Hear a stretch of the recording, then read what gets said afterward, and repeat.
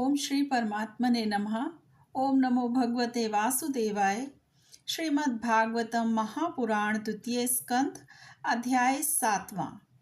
भगवान के लीला अवतारों की कथा। ब्रह्मा जी कहते हैं, अनंत भगवान के प्रलय के जल में डूबी हुई पृथ्वी का उद्धार करने के लिए समस्त यज्ञमय वराह शरीर ग्रहण किया था। आदि दैत्य हिरण्याक्ष जल के अंदर ही लड़ने के लिए उनके सामने आया। जैसे इंद्र ने अपने वज्र से पर्वतों के पंख काट डाले थे, वैसे ही वराह भगवान ने अपनी दाढ़ों से उसके टुकड़े टुकड़े कर दिए। फिर उन्हीं प्रभु ने रुचि नामक प्रजापति की पत्नी आकुति के गर्भ से सुयज्ञ के रूप में अवतार ग्रहण किया। उस अवतार में उन्होंने दक्षिणा नाम की पत्नी से सुयम नाम के देवताओं को उत्पन्न किया और तीनों लोकों के बड़े बड़े संकट हर लिए। इसी से स्वयंभू मनु ने उन्हें हरि के नाम से पुकारा। नारद करदम प्रजापति के घर देवहूति के गर्भ से 9 बहिनों के साथ भगवान ने कपिल के रूप में अवतार ग्रहण किया।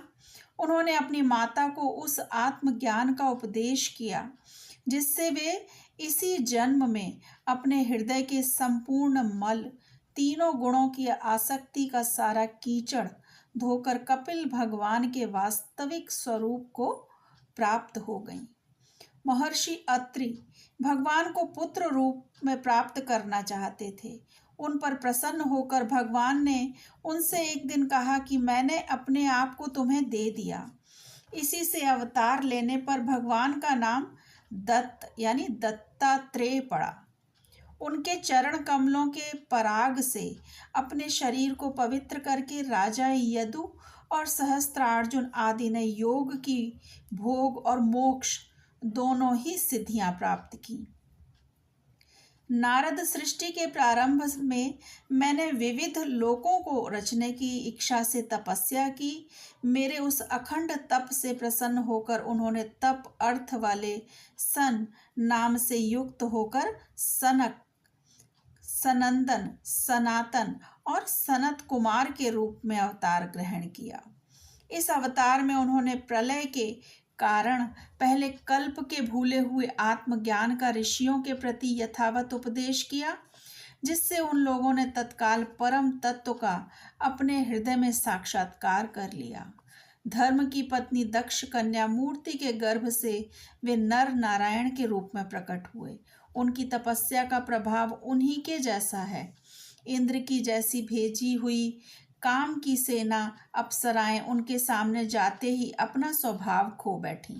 वे अपने हाव भाव से उन आत्मस्वरूप भगवान की तपस्या में विघ्न नहीं डाल सकी। नारद, शंकर आदि महानुभाव अपनी रोष भरी दृष्टि से कामदेव को जला देते हैं, परंतु अपने आप को जलाने वाले असहाय क्रोध को वे नहीं जला पाते। वही क्रोध नर नारायण के निर्मल हृदय में प्रवेश करने के पहले ही डर के मारे कांप जाता है। फिर भला उनके हृदय में काम का प्रवेश तो हो ही कैसे सकता है। अपने पिता राजा उत्तानपाद के पास बैठे हुए 5 वर्ष के बालक ध्रुव को उनकी सौतेली माता सुरुचि ने अपने वचन बाणों से भेद दिया था। इतनी छोटी अवस्था होने पर भी वे उस ग्लानि से तपस्या करने के लिए वन में चले गए। उनकी प्रार्थना से प्रसन्न होकर भगवान प्रकट हुए और उन्होंने ध्रुव को ध्रुव पद का वरदान दिया। आज भी ध्रुव के ऊपर नीचे प्रदक्षिणा करते हुए दिव्य महर्षि गण उनकी स्तुति करते रहते हैं। कुमार्गगामी वेन का ऐश्वर्य और पौरुष ब्राह्मणों के हुंकार रूपी वज्र से जलकर भस्म हो गया। वह नरक में गिरने लगा। ऋषियों की प्रार्थना पर भगवान ने उसके शरीर मंथन से पृथु के रूप में अवतार धारण कर उसे नरकों से उबारा और इस प्रकार पुत्र शब्द को चरितार्थ किया। उसी अवतार में पृथ्वी को गाय बनाकर उन्होंने उससे जगत के लिए समस्त औषधियों का दोहन किया। राजा नाभि की पत्नी सुदेवी के गर्भ से भगवान ने ऋषभ देव के रूप में जन्म लिया। इस अवतार में समस्त आसक्तियों से रहित रहकर अपनी इंद्रियों और मन को अत्यंत शांत करके अप एवं अपने स्वरूप में स्थित होकर समदर्शी के रूप में उन्होंने जड़ों की भांति योगचर्या का आचरण किया। इस स्थिति को महर्षि लोग परमहंस पद अथवा अवधूत चर्या कहते हैं। इसके बाद स्वयं उन्हीं यज्ञ पुरुष ने मेरे यज्ञ में स्वर्ण के समान कांति वाले हृदय ग्रीव के रूप में अवतार ग्रहण किया। भगवान का यह विग्रह वेदमय, यज्ञमय और सर्वदेवमय है। उन्हीं की नासिका से श्वास के रूप में वेद वाणी प्रकट हुई। चाक्षुष मनवंतर के अंत में भावी मनु सत्यव्रत ने मत्स्य रूप में भगवान को प्राप्त किया था। उस समय पृथ्वी रूप नौका के आश्रय होने के कारण वे ही समस्त जीवों के आश्रय बने। प्रलय के उस भयंकर जल में मेरे मुख से घिरे हुए वेदों को लेकर वे उसी में विहार करते रहे। जब मुख्य मुख्य देवता और दानव अमृत की प्राप्ति के लिए क्षीर सागर को मथ रहे थे, तब भगवान ने कच्छप के रूप में अपनी पीठ पर मंदराचल धारण किया।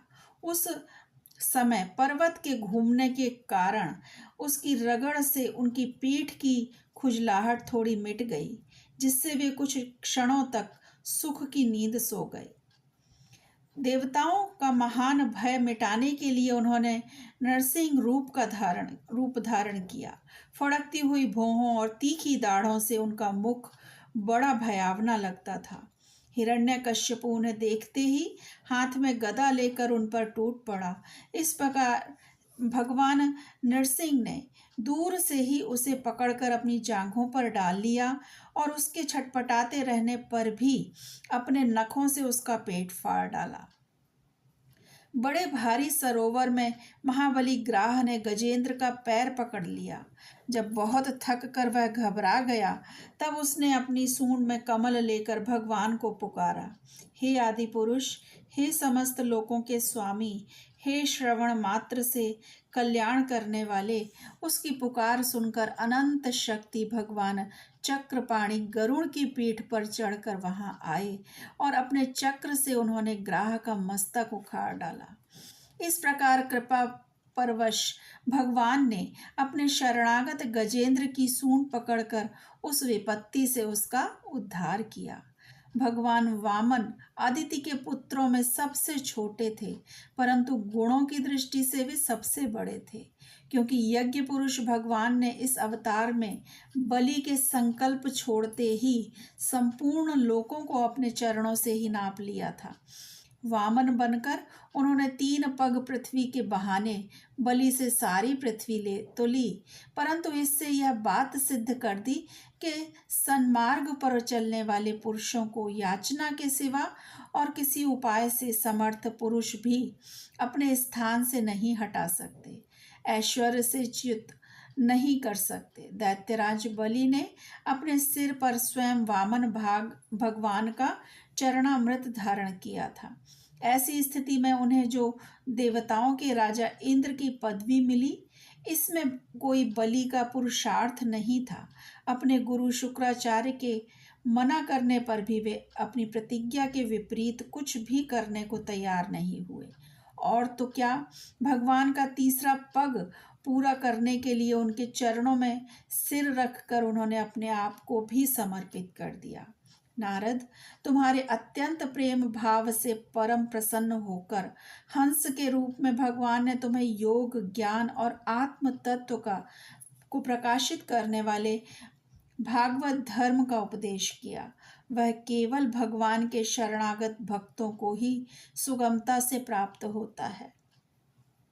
वे ही भगवान स्वयंभुव आदि मनवंतरों में मनु के रूप में अवतार लेकर मनुवंश की रक्षा करते हुए 10 दिशाओं में अपने सुदर्शन चक्र के समान तेज से बेरोक टोक निष्कंटक राज्य करते हैं।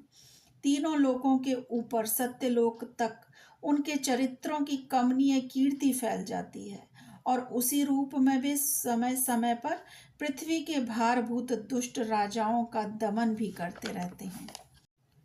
स्वनाम धन्य भगवान धन्वंतरी अपने नाम से ही बड़े बड़े रोगियों के रोग तत्काल नष्ट कर देते हैं। उन्होंने अमृत पिलाकर देवताओं को अमर कर दिया और दैत्यों के द्वारा हरण किए हुए उनके यज्ञ भाग उन्हें फिर से दिला दिए। उन्होंने ही अवतार लेकर संसार में आयुर्वेद का प्रवर्तन किया। जब संसार में ब्राह्मण द्रोही आर्य मर्यादा का उल्लंघन करने वाले नारकीय क्षत्रिय अपने नाश के लिए ही दैववश बढ़ जाते हैं और पृथ्वी के कांटे बन जाते हैं, तब भगवान महापराक्रमी परशुराम के रूप में अवतीर्ण होकर अपनी तीखी धार वाले फरसे से 21 बार उनका संहार करते हैं। मायापति भगवान हम पर अनुग्रह करने के लिए अपनी कलाओं भरत शत्रुघ्न और लक्ष्मण के साथ श्री राम के रूप में इक्ष्वाकु के वंश में अवतीर्ण होते हैं। इस अवतार में अपने पिता की आज्ञा का पालन करने के लिए अपनी पत्नी और भाई के साथ वे वन में निवास करते हैं। उसी समय उनसे विरोध करके रावण उनके हाथों मरता है।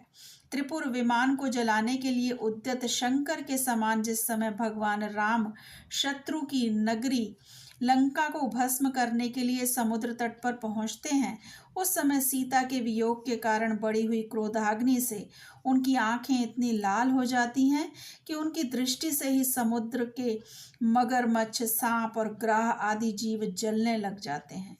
भय से थरथर कांपता हुआ समुद्र छटपट उन्हें मार्ग दे देता है।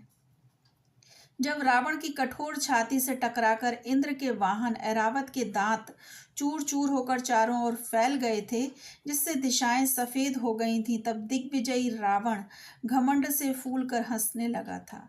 वही रावण जब श्री रामचंद्र जी की पत्नी सीता जी को चुरा कर ले जाता है और लड़ाई के मैदान में उनसे लड़ने के लिए गर्वपूर्वक आता है, तब भगवान श्री राम के धनुष की टंकार से ही उसका वह घमंड प्राणों के साथ तत्क्षण विलीन हो जाता है। जिस समय झुंड के झुंड दैत्य पृथ्वी को रौंद डालेंगे, उस समय उसका भार उतारने के लिए भगवान अपने सफ़ेद और काले केश से बलराम और श्री कृष्ण के रूप में कलावतार ग्रहण करेंगे। वे अपनी महिमा को प्रकट करने वाले इतने अद्भुत चरित्र करेंगे कि संसार के मनुष्य उनकी लीलाओं का रहस्य बिल्कुल नहीं समझ सकेंगे। बचपन में ही पूतना के प्राण हर लेना, 3 महीने की अवस्था में पैर उछालकर बड़ा भारी छकड़ा उलट देना और घुटनों के बल चलते चलते आकाश को छूने वाले यमलार्जुन वृक्षों के बीच में जाकर उन्हें उखाड़ डालना, ये सब ऐसे कर्म हैं जिन्हें भगवान के सिवा और कोई नहीं कर सकता। जब कालिये नाग के विष से दूषित हुआ यमुना जल पीकर बछड़े और गोप बालक मर जाएंगे, तब वे अपनी सुधामयी कृपा दृष्टि की वर्षा से ही उन्हें जीवित भी कर देंगे और यमुना जल को शुद्ध करने के लिए वे उसमें विहार करेंगे तथा विष की शक्ति से जीभ लपलपाते हुए कालिये नाग को वहां से निकाल देंगे। उसी दिन रात को जब सब लोग वहीं यमुना तट पर सो जाएंगे और दावाग्नि से आसपास का मूंज का वन चारों ओर से जलने लगेगा, तब बलराम जी के साथ वे प्राण संकट में पड़े हुए ब्रजवासियों को उनकी आंखें बंद कराकर उस अग्नि से उसे बचा लेंगे। उनकी यह लीला भी अलौकिक ही होगी। उनकी शक्ति वास्तव में अचिंत्य है। उनकी माता उन्हें बांधने के लिए जो जो रस्सी लाएंगी, वही उनके उदर में पूरी नहीं पड़ेगी, 2 अंगुल छोटी ही रह जाएगी। तथा जम्भाई लेते समय श्री कृष्ण के मुख में 14 भुवन देखकर पहले तो यशोदा भयभीत हो जाएंगी, परंतु फिर वे संभल जाएंगी। वे नंद बाबा को अजगर के भय से और वरुण के पाश से छुड़ाएंगे। मैं दानव का पुत्र व्योमासुर जब गोप बालाओं को पहाड़ की गुफाओं में बंद कर देगा, तब वे उन्हें भी वहां से बचा लाएंगे। गोकुल के लोगों को जो दिन भर तो काम धंधों में व्याकुल रहते हैं और रात को अत्यंत थक कर सो जाते हैं, साधनाहीन होने पर भी वे अपने परम धाम में ले जाएंगे। निष्पाप नारद, जब श्री कृष्ण की सलाह से गोप लोग इंद्र का यज्ञ बंद कर देंगे, तब इंद्र ब्रजभूमि नाश करने के लिए चारों ओर से मूसलाधार वर्षा करने लगेंगे। उससे उनकी तथा उनके पशुओं की रक्षा करने के लिए भगवान कृपा परवश वो 7 वर्ष की अवस्था में ही 7 दिनों तक गोवर्धन पर्वत को एक ही हाथ से छत्र पुष्प की तरह खेल खेल में ही धारण किए रहेंगे। वृंदावन में विहार करते हुए रास करने की इच्छा से वे रात के समय, जब चंद्रमा की उज्जवल चांदनी चारों ओर छिटक रही होगी, अपनी बांसुरी पर मधुर संगीत की लंबी तान छेड़ेंगे। उससे प्रेम विवश होकर आई हुई गोपियों को जब कुबेर का सेवक शंखचूर्ण हरण करेगा, तब वे उसका सिर उतार लेंगे। और भी बहुत से प्रलंबासुर, धेनुकासुर, बकासुर, केशी, अरिष्टासुर आदि दैत्य, चाणूर आदि पहलवान, कुवलयापीड, हाथी, कंस, कालयवन, भौमासुर, मिथ्यावासुदेव, शाल्व, द्विविद, वानर, वल्लभ, दंतवक्त्र, राजा नग्नजित के साथ बैल, शंबरासुर, विदुरथ और रुक्मी आदि तथा काम्बोज, मत्स्य, कुरु, कैकय या संजय, सृंजय आदि देशों के राजा लोग एवं जो भी योद्धा धनुष धारण करके युद्ध के मैदान में सामने आएंगे, वे सब बलराम, भीमसेन और अर्जुन आदि नामों की आड़ में स्वयं भगवान के द्वारा मारे जाकर उन्हीं के धाम में चले जाएंगे। समय के फेर से लोगों की समझ कम हो जाती है, आयु भी कम होने लगती है। उस समय जब भगवान देखते हैं कि अब ये लोग मेरे तत्व को बतलाने वाली वेद वाणी को समझने में असमर्थ होते जा रहे हैं, तब प्रत्येक कल्प में सत्यवती के गर्भ से व्यास के रूप में प्रकट होकर वे वेद रूपी वृक्ष का विभिन्न शाखाओं के रूप में विभाजन कर देते हैं। देवताओं के शत्रु दैत्य लोग भी वेद मार्ग का सहारा लेकर मैदानव के बनाए हुए अदृश्य वेग वाले नगरों में रहकर लोगों का सत्यानाश करने लगेंगे। तब भगवान लोगों की बुद्धि में मोह और अत्यंत लोभ उत्पन्न करने वाला वेश धारण करके बुद्ध के रूप में बहुत से उपधर्मों का उपदेश करेंगे। कलयुग के अंत में जब सत्पुरुषों के घर भी भगवान की कथा होने में बाधा पड़ने लगेगी, ब्राह्मण, क्षत्रिय तथा वैश्य पाखंडी और शूद्र राजा हो जाएंगे। यहाँ तक कि कहीं भी स्वाहा, स्वधा और वषटकार की ध्वनि देवता पितरों के यज्ञ श्राद्ध की बात तक नहीं सुनाई पड़ेगी। तब कलयुग का शासन करने के लिए भगवान कल की अवतार ग्रहण करेंगे।